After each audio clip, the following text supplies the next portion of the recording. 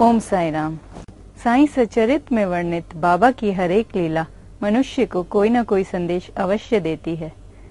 हम बाबा की इन्हीं छोटी छोटी कहानियों को चित्रों के माध्यम से दिखाने का प्रयास कर रहे हैं। आशा है आप इसे पसंद करेंगे। सबसे पहले हम शुरुआत करेंगे उस कहानी से जिससे हेमाड़ पंत जी को श्री साईं सचरित्र ग्रंथ की रचना करने की प्रेरणा मिली।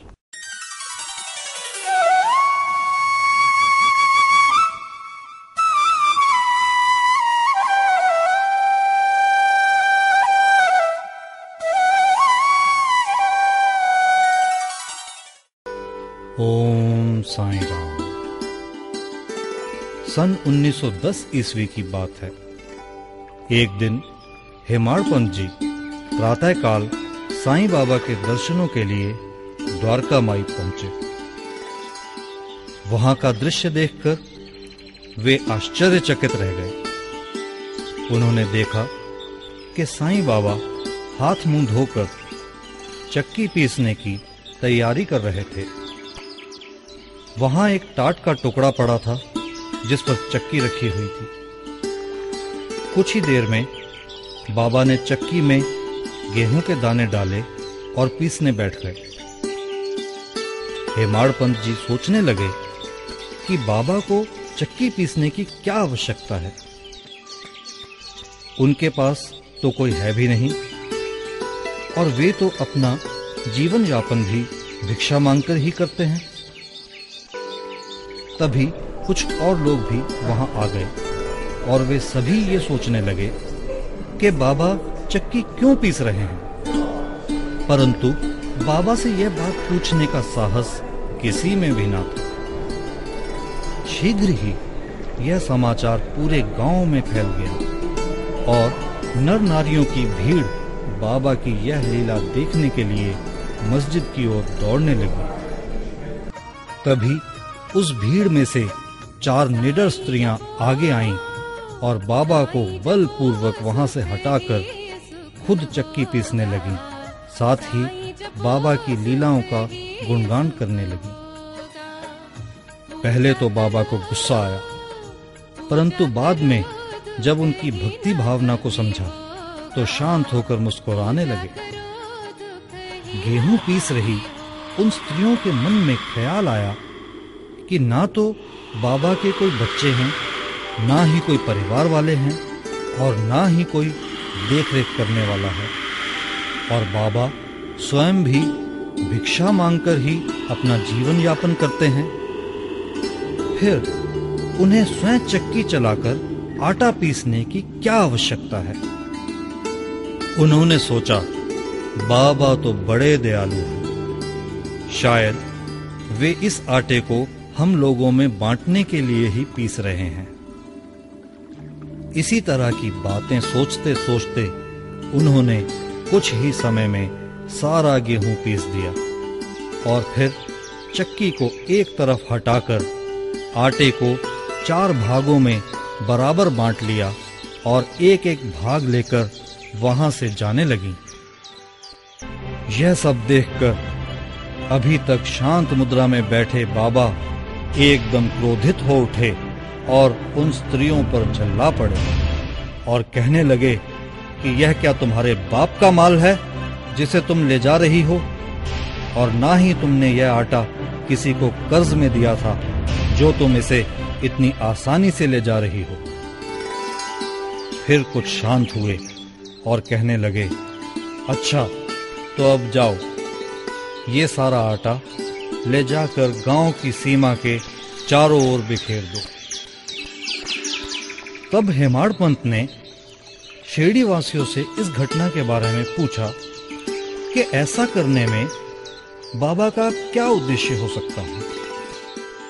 इस पर गांव वालों ने हेमाड़ पंत को बताया कि गांव में हैजा की बीमारी का प्रकोप जोरों पर है और उसी के निवारण के लिए ही बाबा ने ऐसा किया है।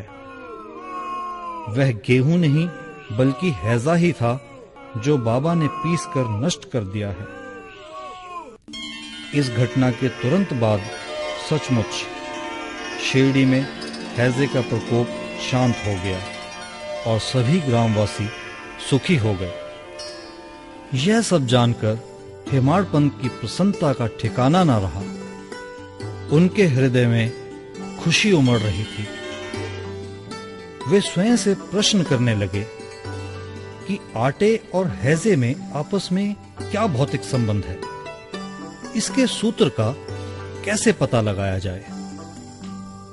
यह बात उनकी समझ में नहीं आ रही थी। अपने हृदय की संतुष्टि के लिए हेमाड़ पंत जी का मन इस लीला का बखान करने का हुआ, और इस लीला का बखान करते करते उनका मन इतना प्रफुल्लित हुआ कि उन्होंने श्री साईं बाबा की कृपा और आशीर्वाद से बाबा का जीवन चरित्र लिखना प्रारंभ कर दिया। और यह आप और हम सभी जानते हैं कि श्री साईं बाबा के ही आशीर्वाद से यह सफलतापूर्वक संपन्न भी हो गया।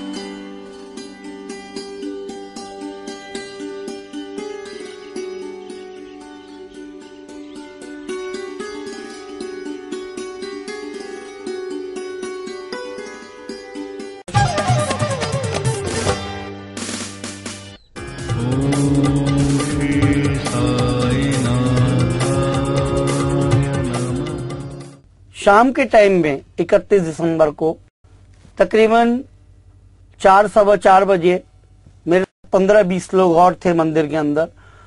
हम लोगों ने बाबा के स्नान की तैयारी शुरू करी।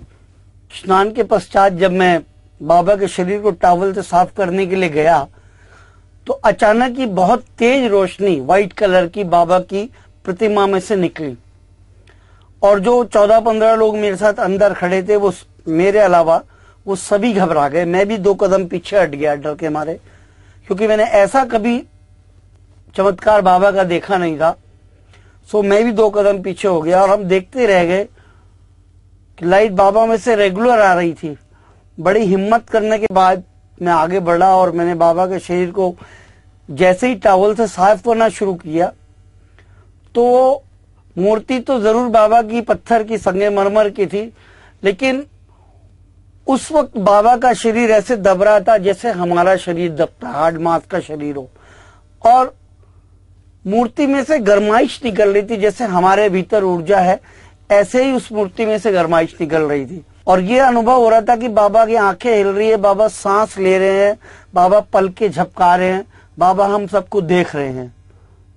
मैंने सोचा शायद मुझे अकेले को ये एहसास हो रहा है, लेकिन जब मैंने टॉवल से साफ किया तो बाकी जो 14-15 लोग पीछे खड़े थे उन्होंने मेरे से बोला कि भाई साहब ऐसा ऐसा दिख रहा है हमारे को। मैंने बोला मुझे भी ऐसा लग रहा है, मेरे को भी ऐसा ही दिख रहा है।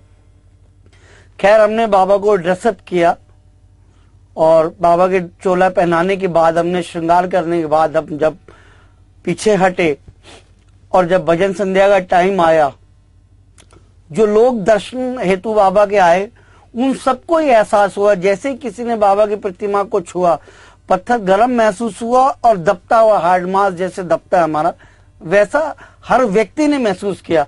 तकरीबन 400-450 लोग उस भजन संध्या में आए और सभी के ये अनुभव रहे। सभी ने हमसे ये कहा कि ऐसा हो रहा है, ऐसा क्यों हो रहा है। भजन संध्या चल रही थी, मैं एक भजन गायक हूं, सो मैंने इस बात को बताना जरूरी समझा कि बाबा का एक मैसेज है हमारे लिए। तो मैंने भजन संध्या में लोगों को ये बताया कि बाबा शराब के सख्त खिलाफ थे, क्योंकि शराब एक ऐसी बुराई है जो हमारे शरीर, आत्मा, हमारे समाज, हमारे देश सभी के लिए नुकसानदेह है। मेरा समस्त भारतवर्ष के साईं भक्तों से विनम्र निवेदन है कि अगर उनके साथ भी बाबा के ऐसे चमत्कार या लीलाएं हुई हों तो हमें अवश्य भेजें।